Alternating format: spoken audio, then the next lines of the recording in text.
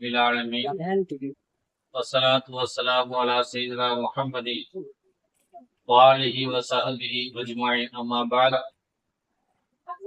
فقد قال الله تعالى في القرآن الكريم وفي محكم التنزيل ولكن الله حبب إليكم الإيمان وزينه في قلوبكم وكره إليكم الكفر والفسوق والعصيان أولئك هم الراشدون أو كما قال الله تعالى في القرآن الكريم. கடிதமும் பெருமதிப்பிற்கும் அல்லாஹ்வின் நல்லடியார்களே, அருள்மறை திருக்குறானிலே அல்லாஹ் ஜல்லஷானஹு ஒரு வசனத்திலே இப்படி சொல்கிறான், வலக்கின்னல்லாஹ ஹப்பப இலைக்குமுல் ஈமான. என்றாலும் சில பேருக்கு அல்லாஹ் தஆலா ஈமானை பிரியமுள்ளதாக ஆக்கியிருக்கிறான். சில பேருக்கு அல்லாஹ் ஈமான ரொம்ப பிரியத்துக்கு உரியதாக ஆக்கியிருக்கிறான். அந்த ஈமான அவங்களுடைய உள்ளத்துல அல்லாஹ் ரொம்ப அழகா காட்டியிருக்கிறான். அல்லாஹ் தான் எல்லாம் செய்யறான், நமக்கு இல்ல, நமக்காக அது உருவாக்கல, அல்லாஹ் உருவாக்கி கொடுத்திருக்கிறான். அல்லாஹ் தான் ஈமான பிரியத்துக்குரியதா ஆக்கி இருக்கிறான். அல்லாஹ் தான் ஈமான அழகாக்கி கொடுத்திருக்கிறான். நாம அதை அழகாக்கிக்கல, நாம அதை பிரியப்படல. ஈமான் அல்லாஹ் அப்படிதான் சொல்றாங்க. கர்ரக இலைக்குமிழ் குஃப்ர. அந்த சில பேருக்கு அல்லாஹ் தஆலா குஃப்ர இறைமறிவை வெறுக்கக்கூடியதாக ஆக்கியிருக்கிறார். வல் ஃபுசூக வல் இஸ்யான. பாவம் செய்வது, இறைவனுக்கு மாறு செய்வது, இறைவனுக்கு மாற்றமாக செயல்படுவது ஆகியவற்றையும் கூட அல்லாஹ் தஆலா சில பேருக்கு கெட்டதாக காட்டி கொடுத்திருக்கிறார். உலாய்கஹும் ராஷித். இப்படி யாரெல்லாம் கொடுக்கப்பட்டிருக்கிறார்களோ, ஈமான் அழகாக யாருக்கு கொடுக்கப்பட்டிருக்குதோ, யாருக்கு கெட்டதாக காட்டப்பட்டிருக்கிறதோ, தப்பு செய்வது யாருக்கு தவறாக காட்டப்பட்டிருக்கிறதோ அவர்கள் நேர்வழி பெற்றவர்கள் என்று அல்லாஹ் ஜல்லஷானஹு தஆலா இந்த வசனத்திலே சொல்லி காட்டுகிறார். அன்பார்ந்த அல்லாஹ்வின் நல்லடியார்களே, எல்லாருமே முஸ்லீம்கள் தான். நீங்களும் என் முஸ்லீமோ, நானும் முஸ்லீமோ, எல்லாருமே முஸ்லீம் தான். பெயர் தாங்கிய முஸ்லீமாக இருந்தாலும் கூட எல்லாருமே முஸ்லீம்கள் தான். ஆனாலும் கூட அந்த ஈமான் நம்மகிட்ட ஒண்ணு இருக்குது இல்ல. இந்த ஈமான்ல அல்லாஹ் தஆலா சில பேருக்கு நம்ம இஸ்லாத்துல இருப்பதை பெருமையாக காட்டி கொடுக்கிறார். சில பேருக்கு அல்லாஹ் தஆலா நம்ம இஸ்லாமியனாக வெளியே காட்டி கொள்வதே சில பேர் வெக்கப்படுவான். சில பேர் இருக்கிறாங்கல்ல, தன்னை முஸ்லீம்கள் அடையாளப்படுத்திக்க மாட்டாங்க. ஒரு வீட்டு வாசல்ல ஒரு அஸ்ஸலாமு அலைக்கும் போட்டு வைக்க மாட்டாங்க. ஒரு தகப்பல்லாம் ஹாதாமின் பல், ஒரு 10 பேர் 100 பேர் இருக்கக்கூடிய ஒரு பிளாட்ல அந்த மாதிரி தன்னை காட்டிக்கவே மாட்டாங்க. தன்னை ஒரு பொதுவான ஆள் மாதிரியே காட்டிக்குவான். தன்னை ஒரு முஸ்லீம்கள் காட்டிக்கிறதுக்கு வெக்கப்படுவான். அப்படி சில பேரை பாக்குறோம்ல.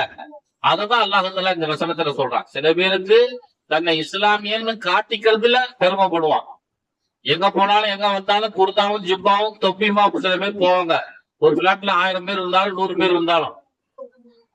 இன்னும் சில பேர் என்ன செய்வான், அதெல்லாம் வெளியே காட்டாம இருக்கணும்னு சொல்லி என்னென்ன செய்யணுமோ அதெல்லாம் செஞ்சுட்டு இருப்பாங்க.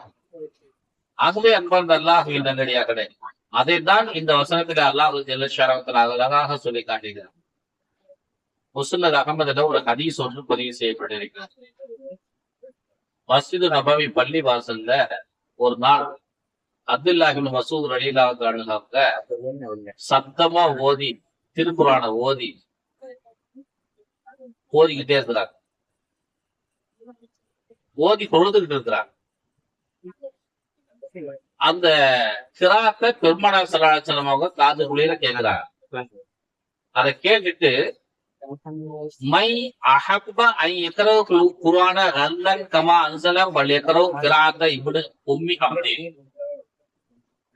குர்ஆன் அருளப்பட்டது போல யாரேனும் ஓத விரும்பினால் அவர் இந்த அப்துல்லாஹ் இப்னு மஸ்ஊத் ஓதுவது போல ஓதட்டும் அப்படிங்கிறாங்க. அவ்வளவு இனிமையா, அவ்வளவு தெளிவா, அவ்வளவு அழகா ஓதுறாரு. அதுக்கு ஒரு வார்த்தை ரசூலுல்லாஹ் சொல்றது என்ன, இவர் எப்படி ஓதுனாரோ அதே போல ஜிப்ரீல் என்கிட்ட ஓதி காட்டினார் அப்படிங்கிறாங்க. தெளிவா ஓதி காட்டுறாங்க. பிறகு பெருமானார் ஸல்லல்லாஹு அலைஹி வஸல்லம் அவங்க அங்க நிக்கிறாங்க. பக்கத்துல அபூபக்கர் நிக்கிறாரு, பக்கத்துல உமர் நிக்கிறாங்க, இன்னும் சில சஹாபாக்கள் எல்லாம் நிக்கிறாங்க. பள்ளிவாசலுடைய வேற ஒரு பகுதியில. இப்ப நம்ம இங்க உட்கார்ந்து பேசிட்டு இருக்கோம், ரசூலுல்லாஹ் அந்த பக்கமா நிக்கிறாங்க.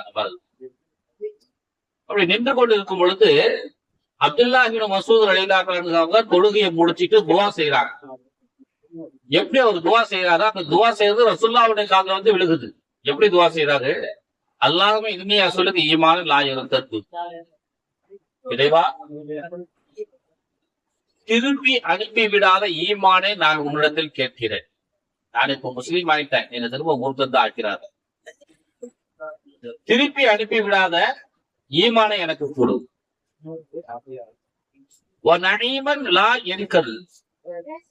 முடிந்து விடாத இன்பங்களை எனக்கு வழங்கும். இவ்வளவுதான் இல்ல, அவ்வளவு இன்பங்களை எனக்கு நீ கொடு. இது முடிஞ்சு போச்சுன்னே இருக்கக்கூடாது, ஆகி போச்சுன்னு இருக்கக்கூடாது, காலியாகி விட்டதற்கு இருக்கக்கூடாது. எனக்கு அவ்வளவு இன்பங்களை கொடு. நபி ஸல்லல்லாஹு அலைஹி வஸல்லம் ஃபீ ஜினானில் சொல்லுது, சொர்க்கத்துல நபி ஸல்லல்லாஹு அலைஹி வஸல்லம் அவங்களோடு நான் நிரந்தரமா இருக்கேன், அந்த வாய்ப்பையும் எனக்கு நீ கொடு என்று பெருமானார் ஸல்லல்லாஹு அலைஹி வஸல்லம் அவர்கள் போயிட்டு அப்துல்லாஹ் பின் மஸ்ஊத் ரலியல்லாஹு அன்ஹு அவங்க அப்படி தூரமா துஆ கேட்டுட்டு இருக்காங்க. இத ரசூலுல்லாஹ் கேட்டார். இத கேட்ட உடனே நபி ஸல்லல்லாஹு அலைஹி வஸல்லம் அவங்க கேட்டுட்டு ஒரு வார்த்தை சொல்றாங்க, மெதுவா சொல்றாங்க, கேளுங்க, உங்களுக்கு கேட்டது கிடைக்கும் என்று பெருமானார் ஸல்லல்லாஹு அலைஹி வஸல்லம் மெதுவா சொல்றாங்க. இன்னொரு முறை நீங்கள் கேளுங்கள், நீங்கள் கேட்டது கிடைக்கும். இன்னொரு முறை நீங்கள் கேளுங்கள், கேட்டது கிடைக்கும். இன்னொரு முறை நீங்கள் கேளுங்கள், கேட்டது கிடைக்கும் என்று பெருமானார் ஸல்லல்லாஹு அலைஹி வஸல்லம் 3 முறை சொல்கிறாங்க. ஆனா இத சொல்றது எப்படி சொல்றாங்க? மெதுவா சொல்றாங்க. கண்டிப்பா அவருடைய காதுல விழுந்திருக்காரு, இப்னு மஸ்ஊதுடைய காதுல அது விழுந்திருக்காரு. இப்ப பக்கத்துல இருந்த உமர் ரலியல்லாஹு அன்ஹு அவங்களும் பக்கத்துல இருந்த அபூபக்கர் ரலியல்லாஹு அன்ஹு அவங்களும் பரிதவிக்கிறாங்க. ரசூலுல்லாஹ் சொன்னா அவர் காதுல விழுந்திருக்காரு. ஆனா அவரு இப்பதான் கேட்கணும். நீங்க கேளுங்க, கேட்டது கொடுக்கப்படும் ரசூலுல்லாஹ் சொல்லிட்டாங்க. ஆனா அவருக்கு தெரிஞ்சதால அவர் கேட்பாரு. ஏன்னா அவர் ஒருத்தர் கேட்டு அப்படி நிறுத்திக்கிட்டாரு துவாவை. இப்ப கேட்கறது இல்ல. இப்ப அவர் கேட்டாதான் அந்த துவா ஏற்றுக்கொள்ளப்படும். இது யாரு போய் அவர்கிட்ட சொல்றது? போயும் ரசூலுல்லாஹ்க்கு முன்னால நான் போய் இதை சொல்லிட்டு வரணும் சொல்லிட்டு போக முடியாது. அதே நேரம் ரசூலுல்லாஹி ஸல்லல்லாஹு அலைஹி வஸல்லம் அவங்களை தனியா இங்க நிப்பாட்டி வச்சுட்டும் அங்க போக முடியாது.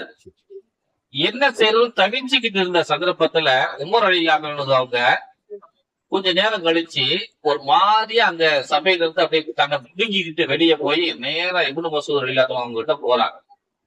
அங்க போய் பார்த்தா உமர் ஹஜ்ரத் அபூபக்கர் ரலியல்லாஹு அன்ஹு இவருக்கு முன்னாலேயே அங்க போய் சொல்லிட்டு இருக்கிறாங்க. இன்னொருத்தரும் கேளு, ரசூலுல்லாஹ் அப்படி சொல்லியிருக்கிறாங்க, நீ கேட்டது கிடைக்கும் சொல்லிட்டாங்க, நீ கேளு என்று பெருமானார் ஸல்லல்லாஹு அலைஹி வஸல்லம் சொன்னதை அபூபக்கர் ரலியல்லாஹு அன்ஹு போய் சொல்லிட்டு இருக்கிறாங்க. இது அங்க போய் பாக்குறாரு, அபூபக்கர் நாயகம் அங்க நிக்கிறத பார்த்துட்டு உமர் ரலியல்லாஹு அன்ஹு அவங்க, நானே ரசூலுல்லாஹ் வந்து தன்னை விடுவிச்சுக்கிட்டு வரது இவ்வளவு நேரம் ஆச்சு, நீங்க எப்படி எனக்கு முன்னால வந்தீங்க அப்படின்னு அவர் கேட்கிறார். ஹஜ்ரத் உமர் ரலியல்லாஹு அன்ஹு அவங்க, யா அபூபக்கர் வல்லாஹி இன்னக லஸாபிகுன் ஃபில் கைரி தாயிமா, நானும் பாக்குறேன் எப்பெல்லாம் ஏதாவது ஒரு நல்லது செய்யலாம்னு பார்த்தா எனக்கு முன்னாடி நீங்க போய் செஞ்சிடுறீங்க.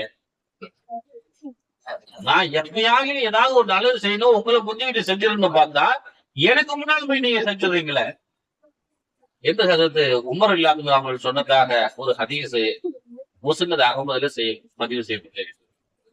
அல்லாஹ்வின் நல்லடியார்களே, ஒரு நன்மையான விஷயத்தை செய்வதில் எவ்வளவு போட்டி பாரு.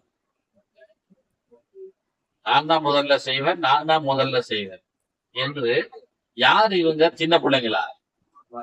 8 வயசு 7 வயசு பிள்ளைங்களா? அபூபக்கரும் உமரும் எல்லாம் பெரிய கிழவனுங்க, பெரிய கிழவனுங்க. ஆனா நன்மையான விஷயத்துல உமரும் இளைஞர்கள் தன்னை முந்தி கொண்டு செய்யக்கூடியவர்கள். இப்படி நம்மள எத்தனை பேர் இருக்கோம் நன்மையானதை செய்யறோம்? எத்தனை பேர் முந்தி வரும்? ஒரு போர்க்களம், ரோமர்களை எதிர்த்து ஒரு யுத்தம் நடந்து கொண்டிருக்கிறது. அந்த யுத்தத்துல ரோமர்கள் லட்சக்கணக்கானவங்க எதிர்த்து நிக்கிறாங்க. 12 லட்சத்துக்கும் மேற்பட்ட எதிரிகள், முஸ்லிம்கள் 1 லட்சத்திற்கும் உட்பட்டவர்கள் ரோமர்கள். இந்த போர்க்களத்துல முதல்ல எப்பவுமே போர் ஆரம்பிக்கிறதுக்கு முன்னால 2 போர் நடக்கும். ஒண்ணு வாய் போர், வாய் தகராறு முதல்ல நடக்கும். அவங்கள எதிரிகள்ல இருந்து ஒருத்தர் வருவார் முன்னால, தங்களுடைய படைபலத்தை பத்தி, தன்னுடைய ராஜாவை பத்தி, தன்னுடைய நாட்டை பத்தி, தன்னுடைய செல்வாக்கை பத்தி, தன்னுடைய அந்தஸ்துகளை பத்தி, மரியாதையை பத்தி ஒருத்தர் பேசுவார். பெருசா பெருமையா பேசுவார். அதை கேட்டுட்டு இஸ்லாமிய தரப்புல இருந்து ஒருத்தர் போய் நின்று பேசுவார். இந்த 2 பேச்சுவார்த்தையும் கேட்கும் போது சில பேர்த்துக்கு சந்தோஷமா இருக்கும், சில பேர்த்துக்கு கோபமா இருக்கும்.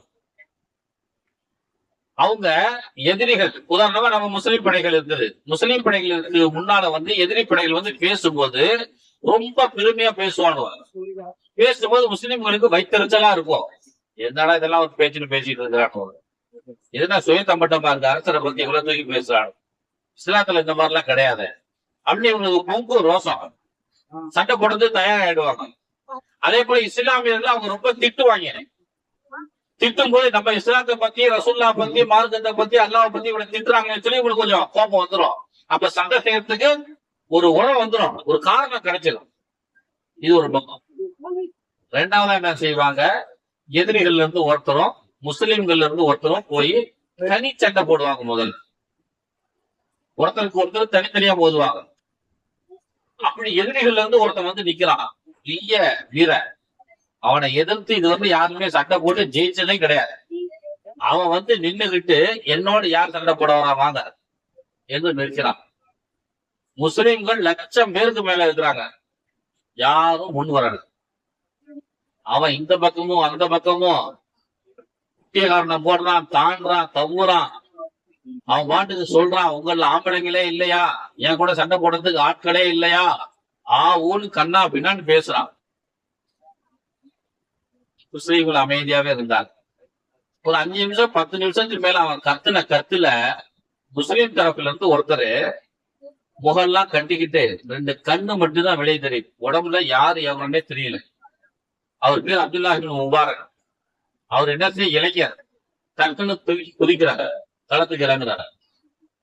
இறங்கின உடனே அவங்க 2 பேரும் சண்டை போட்ட ஆரம்பிச்ச ஒரு 1/2 நிமிஷம் 3/4 நிமிஷத்துல அவனை காலி பண்ணிட்டார் எதிரிய. ஒரு 3/4 நிமிஷத்துலயே எதிரிய பினிஷ் பண்ணிட்டாரு. அவன் இவ்வளவு நேரம் நாய் தானே குலைக்கும், எப்பயுமே நாய் குலைச்சிட்டு இருக்கோம், கல்ல தூக்கணும்னா என்ன செஞ்சிடும், அமைதி ஆயிடும். அந்த மாதிரி அவன் இவ்வளவு நேரம் கத்திக்கிட்டு இருந்தான், இவர் இறங்கின 3/4 நிமிஷத்துல ஆளை காலி பண்ணிட்டார். இப்ப இவர் அங்க களத்துல நிக்கிறார், வேற யாரும் வரணும்னா வரலாம் அப்படின்னாரு. ஒரு வார்த்தை தான் சொன்னார், எவனும் இப்ப வர மாட்டேங்கிறான். ஏன்னா பெருந்தலைய போயிடுச்ச. 12 லட்சம் பேர்த்துல ஒரு ஆளு வீரன், அவன் முதல் நிமிஷத்துலயே முடிஞ்சு போயிட்டான். 1 லட்சம் பேர்த்துல ஒரு வீரன், இவர் வந்தவங்க ஒரே நிமிஷத்துல எதிரே முடிச்சுட்டாங்க. எதிரிகள் அப்படியே தடுமாறி நிக்கிறான். அப்புறம் 2வதா ஒரு தலைவர் வந்துச்சு, அவரையும் அப்படிதான் ஒரு 2 நிமிஷத்துல முடிச்சுட்டார். 3வதா ஒருத்தன் வந்தா 2 நிமிஷத்துல முடிச்சுட்டார். 3 பேர் தான் இந்த நேர் சண்டையில கலந்து கொள்ள வேண்டும். இதான் விதி, சண்டையினுடைய இதனுடைய விதி. இதை முடிச்ச உடனே இந்த போர் வீரர், இந்த அப்துல்லாஹ் இப்னு முபாரக் ரஹ்மத்துல்லாஹி அலைஹி, தன்னுடைய கைத முகத்துல கட்டியிருந்தவர்ல துணியை கட்டிக்கிட்டே அப்படியே அந்த இடத்துல வெளியே தன்னை யாருன்னு காட்டிக் கொள்ளாமலே அந்த கூட்டத்தோடு கூட்டமாக நடந்து கொண்டு விட்டார். ஆனா அவருடைய நண்பர் அபு உமர்னு சொல்லி ஒருத்தர், இவருடைய கண்களை பார்த்தா அப்துல்லாஹ் இப்னு முபாரக் மாதிரியே தெரியுது அப்படின்னு அவரை பின்னாலேயே தொடர்ந்து போய் அவரை முகம் கலற்றும் போது முன்னாள் நின்று பார்த்துட்டாரு, இவரு அப்துல்லாஹ் இப்னு முபாரக் தான் என்று கண்டுபிடித்து விட்டார். என்னப்பா இப்படி பண்ணிட்ட, நீ எவ்வளவு பெரிய வீர தீரமான சேவை செஞ்சிருக்கிற, அந்த முகத்தை அந்த மக்களுக்கு முன்னால காட்டியிருந்தா எவ்வளவு சந்தோஷப்படுவாங்க, நீ ஒரு வீரன் எல்லாருக்குமே தெரிஞ்சுக்கணுமே, என்ன இப்படி முகத்தை மறைச்சிக்கிட்டு வந்துட்டிய அப்படின்னு அபு உமர் கேட்கிறார். அப்துல்லாஹ் இப்னு முபாரக் சொன்னார், நான் அல்லாஹ்வுக்காக வேண்டிதான் ஜிஹாத் செய்ய வந்தேன், நான் வீரனே இந்த பொதுமக்களுக்கு காட்டி கொடுவதற்காக வேண்டி வரவில்லை, அல்லாஹ்வுக்காக வேண்டி வந்தேன், என்னுடைய காரியத்தை செய்து முடிக்கவில்லை என்று அவர் சொன்னார். அந்த செயல்ல இருக்கக்கூடிய அந்த நேர்மையை பாருங்க, அல்லாஹ்வுக்காக வேண்டிதான் நான் இந்த காரியத்தை செய்யறேன் என்கிற அந்த வார்த்தையும் அந்த செயலும் ஒரு நேர்கோட்டில் இருக்குது இல்ல. இந்த மாதிரி ஒரு மனநிலை ஒவ்வொரு முஸ்லீம் இடத்திலும் இருக்குது. அந்த நன்மையான காரியங்களை செய்து கொள்வதற்கு 1,00,000 பேத்துல யாரும் இல்லையான்னு எதிரி 12 லட்சம் பேத்துல ஒருத்தர் கூவுறான். ஒருத்தருமே முன் வரல. ஆனா ஒருத்தர் தான் முன் வரல. டக்குன்னு குதிக்கிறாங்க. ஆனா தாமதமா குதிச்சாலும் தரமான வேலையை செய்து விட்டு வெளியே வந்து விட்டார். அந்த மாதிரி நன்மையான காரியங்களை செய்வதற்கு நம்ம முன் வரணும். திருக்குர்ஆன்ல ஒரு வசனம் இருக்கிறது. யா அய்யுஹல்லதீனாமு இதா நாஜைத்துமு ரசூல, நீங்க மூமின்களே, நீங்கள் ரசூலை சந்தித்து பேச வேண்டும் என்றால் ஃபகத்திமு எரிய நஜ்வாக்கும் சதகத்த, கொஞ்சம் காசு பணத்தை எடுத்து வச்சுட்டு நீங்க போங்க. ரசூலுல்லாஹ்கிட்ட போய் நீங்க பேசணும்னா காசு தர்மம் பண்ணிட்டு போய் தான் பேசணும் என்று அல்லாஹ்வுடைய சட்டத்தை இறங்குறாங்க. தொழுகுங்க, நோன்பு வைங்க, ஜகாத்து கொடுங்கன்னு எப்படி ஒரு சட்டமோ குர்ஆன்ல எப்படி ஒரு சட்டம் இருக்குது. ரசூலுல்லாஹ் போய் இப்ப சந்திச்சு பேசணும்னா என்ன செய்யணும்? யாருக்கோ தர்மம் பண்ணிட்டு நீ போய் பேசணும். சும்மா போய்லாம் ரசூலுல்லாஹ்ட்ட பேசிட முடியாது. இந்த வசனம் ஒரு நாள் அருளப்படுது. இந்த வசனம் அருளப்பட்டதுமே அலி ரலியல்லாஹு அன்ஹு அவங்க ஒரு தீனாரை எடுத்து கொண்டு போய் மாற்றி 10 திரகங்களை கொண்டு வந்து வைத்துக் கொண்டு ஒரு நாள் முழுவதும் 10 முறை ரசூலுல்லாஹ்வை சந்திச்சு பேசிட்டு வந்தாங்க. ஒவ்வொரு முறை பேசுவதற்கு போகும்போதும் ஒரு திரகத்தை மக்களுக்கு தர்மம் பண்ணிட்டு ரசூலுல்லாஹ் போய் சந்திக்கிறது, பேசுறது, வெளியே வர்றது. இப்படியா ரசூலுல்லாஹி ஸல்லல்லாஹு அலைஹி வஸல்லம் அலி ரலியல்லாஹு அன்ஹு அவங்க ஒரு நாள் முழுவதும் செய்தார். ரசூலுல்லாஹ் போய் சந்திக்கணும்னாவே காசு கொடுக்கணும்னா எல்லா சஹாபாக்கிட்டையும் காசாங்க விளையாடுது, கொட்டியா கிடக்குது. அங்க அவங்களுக்கு முட்டுல கட்டுற, இடுப்புல கட்டுறதுக்கு வேட்டி கிடையாது. சஹாபாக்கள்ல பெரும் பல்பானவர்கள். இந்த நிலைமையில யாருக்கு சட்டத்தை ஃபாலோ பண்ணுவாங்க? அதனால இந்த சட்டம் வந்து ஒரு நாள் மட்டும்தான் நடைமுறையில இருந்துச்சு. இந்த ஒரு நாள் நடைமுறையில இருந்த இந்த சட்டத்தை ஒரே ஒரு நபர் தான் பின்பற்றினாரு. அது அலி ரலியல்லாஹு அன்ஹு. வேற யாரும் அதை ஃபாலோ பண்ணல. அபூபக்கர் அதுக்கு வரல, உமர் ரலியல்லாஹு அன்ஹு அதுக்கு வரல, வேற எந்த சஹாபி இந்த சட்டத்துக்கு உட்பட்டு வரவே இல்லை. இந்த வசனத்தை நடைமுறைப்படுத்திய ஒரே நபித்தோழர் அலி ரலியல்லாஹு அன்ஹு மட்டும்தான். அப்ப நீங்க யோசிக்கணும், ஒரு நன்மையான காரியத்தை செய்வதற்கு அலி ரலியல்லாஹு அன்ஹு மட்டும்தான் முன் வந்திருக்கிறார். நன்மையான காரியங்களை செய்யணும்னா நம்ம என்ன செய்யணும்? ஆட்டோமேட்டிக்கா முன்னால வரணும், முன்னிட்டு அந்த செயல்பாடுகளை செய்யணும். அப்படி செய்யும் பொழுதுதான் என்ன ஆகும்? நம்ம கிட்ட நன்மையான விஷயங்கள் பெருகும். ஆகவே அன்பார்ந்த அல்லாஹ்வின் நல்லடியார்களே, அருள்மறை திருக்குர்ஆன் அல்லாஹ் ஜல்ல ஷானஹு ஒரு வசனத்தை சொல்லுவான், ஃபஸ்தபிகூன ஃபில் கைராத். சஹாபாக்களை பார்த்து அல்லாஹ் சொல்லுவான், அவர்கள் நன்மையான விஷயங்கள்ல முந்தி கொண்டு செயல்படுவார்கள். இப்ப நாமளும் என்ன செய்யணும்? நம்முடைய வாழ்நாளையில நன்மையான விஷயம் எதுவாக இருந்தாலும் முந்தி கொண்டு செயல்படுவதற்கு முயற்சி செய்ய வேண்டும். அல்லாஹ் ஜல்ல ஷானஹு தஆலா நன்மையான காரியங்களில் முந்தி செயல்படுவதற்கு அருள் செய்வானாக. ஆமீன். வாஹிரு தஅவானா அல்ஹம்துலில்லாஹி ரப்பில் ஆலமீன். அஸ்ஸலாமு அலைக்கும் வரஹ்மத்துல்லாஹி வபரகாத்துஹு.